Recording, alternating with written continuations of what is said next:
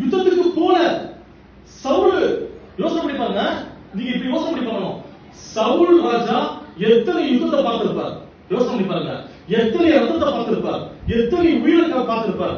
அவருடைய கை எப்படி இருக்கும்? காப்பும் காட்சி இருக்கும். அப்படி புரிஞ்சுங்களா? காப்பு காட்சி கத்தியை புடிச்சு சண்டை போட்டு அவருடைய கை காப்பு காத்திருக்கும். இப்படியாப்பட்ட மனிதனே வந்து பாத்தீங்கன்னா அங்க முழு உட்கார்ந்து பயந்துருக்காரு. ஆனா தாவீதுக்கு எப்படி வந்து அந்த இது யோசனை பண்ணி பார்க்கணும். இதுதான் பார்க்கணும் புரியுங்களா? ஏன்னா தேவனுடைய பிள்ளைகள் யாருக்குமே பயப்பட மாட்டாங்க. மிஞ்சி மிஞ்சி கூட என்ன பண்ணுவாங்க? உயிரை தான் எடுக்க முடியும், வேற ஒண்ணு செய்ய முடியாதுல்ல. ஆத்மாவை நரகத்துக்கு போக முடியாதுல்ல. அதான் முக்கியமானது. ஆத்மா நரகத்துக்கு போயிட்டு வாழ்ந்துதான் பிரச்சனை. உயிரை தான் எடுத்துட்டு போ. ஆத்மா காலகாலம் ஆண்டவரோட கூட இருக்கும் போது அதுதான் முக்கியமானது. அதுக்காக இந்த பூமியில எக்ஸாம் இருக்குது. அதுக்கப்புறம் இந்த பூமியில வாழ்ந்து கொண்டு இருக்கோம். பணம் காசு பேர் புகழ் சேர்க்கிறது கிடையாது.